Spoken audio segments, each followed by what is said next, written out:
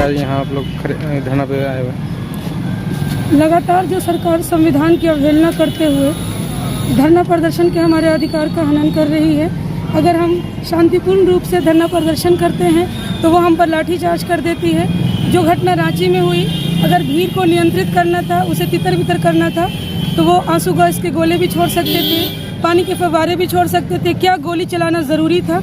क्या वो उस माँ के लाल को लौटा कर दे सकते हैं जिसकी गोद से उन्होंने छीन लिया?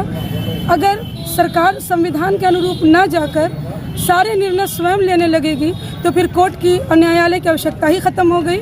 अगर जावेद मोहम्मद के घर उन्हें अवैध तब लगा जब प्रयागराज में हंगामा हुआ, इसका आप क्या कह सकते हैं? वो बिल्डिंग 20 साल से निर्मित थी, उससे अधिक समय से, तब वो अवैध नहीं था।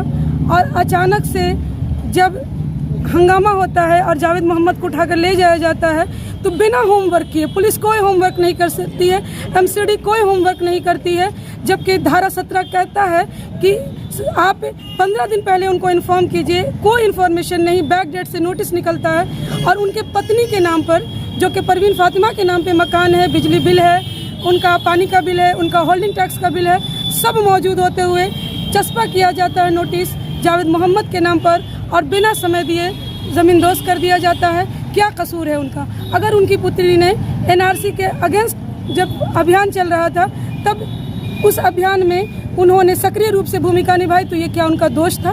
क्या हमारा संविधान हमें ये राइट नहीं देता है कि हम अपनी अभिव्यक्ति की स्वतंत्रता का प्रयोग कर सकें?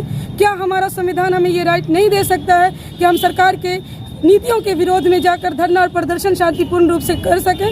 तो ये सरकार हमारी आत्मा को तो लहूलुहान कर ही रही है, अपने कार्रवाई के द्वारा हमारे बच्चों को भी लहूलुहान कर रही है। और आज हम सब लोग एक मंच पर आकर इस बुलडोज़र हुकूमत के खिलाफ अपनी आवाज़ बुलंद कर रहे हैं कि हमें इस तरह की सरकारें नहीं चाहिए। सहारनपुर का आप वीडियो देख लीजिए, भाजपा के विधायक हैं, वो ट्वीट करके लिखते हैं रिटर्न गिफ्ट। क्या आपको जनता ने ये रिटर्न गिफ्ट देने के लिए चुना था? और वहाँ के एसएसपी महोदय कहते हैं कि ये हमारे यहाँ का वीडियो ही नहीं है। और जब तफ्तीश होती है तो एक एक व्यक्ति मिलता है सहारनपुर का, उनका सबूत मिलता है। तो ये कैसी हुकूमत, कैसा न्याय और कैसा शासन चल रहा है? इस शासन के विरोध में हम सड़कों पर हैं और शांतिपूर्ण रूप से अपनी बात स्वतंत्रता के लिए, जिस देश में हमारे पूर्वजों ने शहादत दी, उन पूर्वजों की शहादतों को आप इस तरह ज़ाया न कीजिए। हमें शांतिपूर्ण रूप से अपने देश में रहने दीजिए। हम अल्पसंख्यक हैं लेकिन हम भारत के नागरिक हैं। हमें जाना होता तो हम पहले चले गए होते। हम यहाँ रुके क्योंकि हम अपनी मातृभूमि से प्रेम करते हैं। हमें ये दंड अपनी मातृभूमि से प्रेम करने का मत दीजिए। इन्हीं आवाज़ के साथ हम सड़कों पर हैं आज। क्या नाम है आपका? मेरा नाम है डॉक्टर शगुफ्ता ताजवर।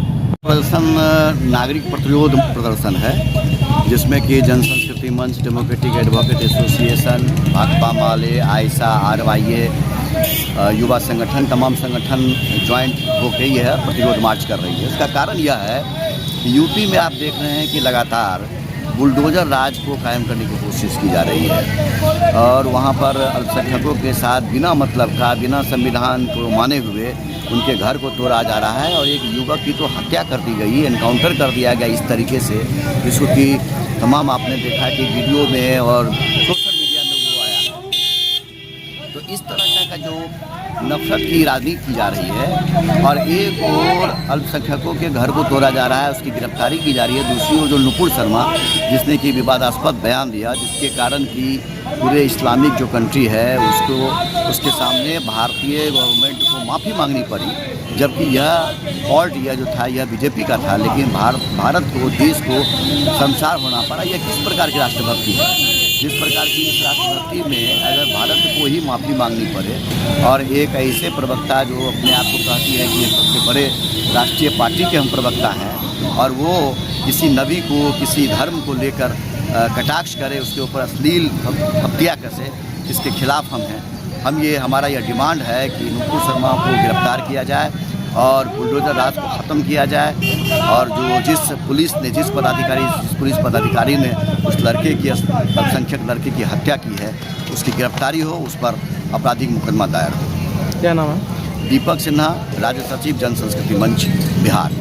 आज देश भर में और ख़ास करके बिहार में अलग अलग नागरिक संगठन पॉलिटिकल पार्टी के लोग आज जो देश भर में हम सब लोग जानते हैं कि एक शुरुआत भाजपा के प्रवक्ता नुपुर शर्मा ने किया और उसने प्रोफेट मोहम्मद के ऊपर एक भद्दा टिप्पणी करके वहाँ से ये मामले की शुरुआत की और उसका विरोध जब लोगों ने किया तो उसको हिंसा कह के, उसको आतंकी कह के, उसको तरह तरह के बात से बदनाम किया गया और उन पर क्रैकडाउन किया जा रहा है। निर्दोष नौजवानों को जेल भेजा जा रहा है। हमने देखा रांची में 2 नौजवानों को गोली मारी गई और अभी बात आ रही है कि जब शांतिपूर्वक प्रोटेस्ट हो रहा था उस पर मंदिर के ऊपर से गोली चलाई गई, उस पर पत्थर चला गया। आप उसकी जांच कराओ, बिना जांच किए आप बुलडोज़र घर पे चला रहे हो, नौजवानों को जेल में डाल रहे हो, ये हिंदुस्तान में कतई बर्दाश्त नहीं किया जा सकता। और किसी को भी इस मुल्क में किसी को भी विरोध करने का, प्रोटेस्ट करने का पूरा हक है और ये संविधान ये हक हमें देता है। इसीलिए बिना कोई जांच का, बिना कोई ट्रायल का आप जो न्याय सुना दे रहे हो, आप जो जजमेंट सुना दे रहे हो, आप जो बुलडोज कर दे रहे हो घर को, ये लोकतंत्र पे हमला है। ये सिर्फ किसी एक व्यक्ति के घर पे हमला नहीं है, जमहूरियत पे हमला है, इस देश के लोकतंत्र संविधान पे हमला है और इसके खिलाफ देश भर में जो संविधान पसंद लोग हैं, अमन चैन पसंद लोग हैं, इसका विरोध कर रहे हैं। और हम लोग आज यहाँ बेगूसराय में इसका विरोध कर रहे हैं और देश भर में ये बुलडोज़र राज उनका चलने वाला नहीं है। ये लोग सपना देखते हैं कि अंग्रेजी हुकूमत की तरह हम इस देश में राज करेंगे, देश पे कब्जा करके देश को चलाएंगे। तो ये अंग्रेज़ों के चेले याद कर लें कि ब्रिटिश हुकूमत का भी अंत इस मुल्क में हुआ है और इनका भी बुलडोज़र राज का अंत इस मुल्क में होगा। क्या नाम है? नीरज कुमार आरवई। पूरे राष्ट्र में नागरिक प्रतिवाद आयोजित हुआ है। पिछले दिनों लगातार मोहम्मद पैगंबर साहब के बारे में जो भाजपा के राष्ट्रीय प्रवक्ता नुपुर शर्मा, नवीन जिंदल जो अपमानजनक टिप्पणी किया, इससे पूरे दुनिया में एक बवाल खड़ा हो गया। और ये टिप्पणी सिर्फ और सिर्फ इस्लाम के लिए और मुस्लिम के लिए नहीं है, बल्कि देश में लोकतंत्र और संविधान धर्मनिरपेक्षता के विरोध में है। इसलिए हमारी पार्टी के तमाम जन संगठन आयशा, इनौस, एफवा, AIPF सहित आज नागरिक प्रतिवाद आयोजित किया है। और इससे हमारी मांग है, जो आज उब करके जो मुस्लिम समाज सड़क पर आया है, इस पर एक राजकीय दबन जो है, एक फांसीवादी दबन जो है योगी और मोदी सरकार छेड़ दिया है। बगैर कोई कोर्ट कानून का जो है आज अल्पसंख्यकों को चिन्हित करके मकान को बुलडोज किया जा रहा है और उससे भी तमाम सामाजिक राजनीतिक कार्यकर्ताओं को जेल में बंद किया जा रहा है। और अभी तक 400 लोगों की गिरफ्तारी हुई है, लेकिन वहीं पर नुपुर शर्मा और नवीन जिंदल की गिरफ्तारी नहीं हुई है। इससे स्पष्ट हो जा रहा है ये योगी और मोदी सरकार जो है अल्पसंख्यक को टारगेट करके कार्रवाई किया जा रहा है। इसके खिलाफ आज नागरिक प्रतिवाद मार्च हम लोग निकाले हैं। हमारी मांग है, जो देश में संविधान और लोकतंत्र और धर्मनिरपेक्षता पर हम बुलडोजर चलने नहीं देंगे। और आज जो बुलडोज किया जा रहा है उस पर अविलंब रोक लगे, यही मांग को लेकर के आज हम प्रतिवाद मार्च निकाले हैं।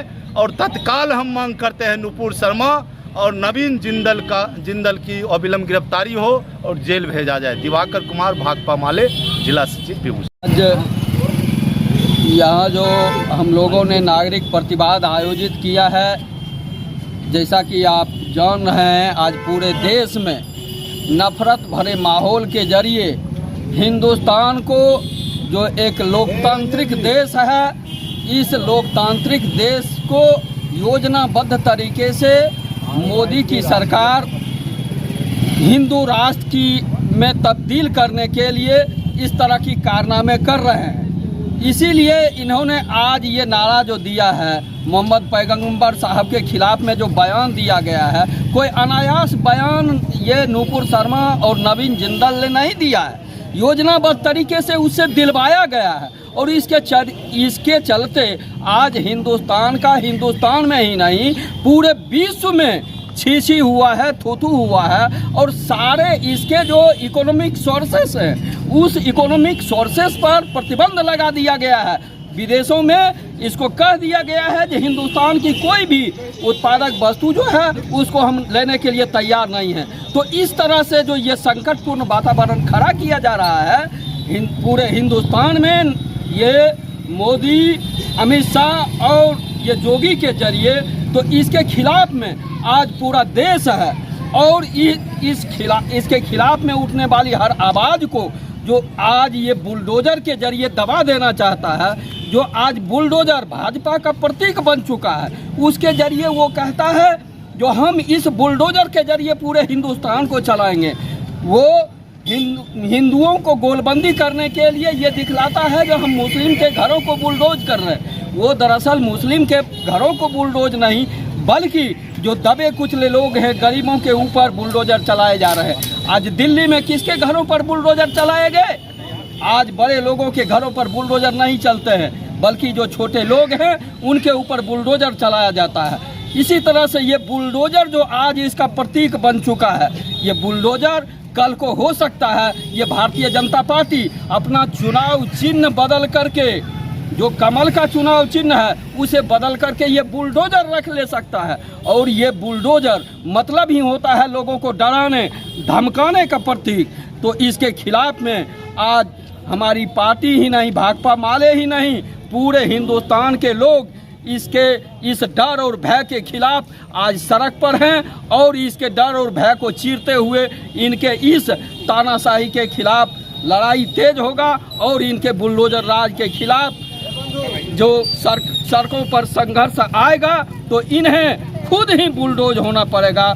यही आज का हमारा यह पैगाम है। क्या नाम है? चंद्रदेव वर्मा, भाकपा माले नेता, बेगूसराय।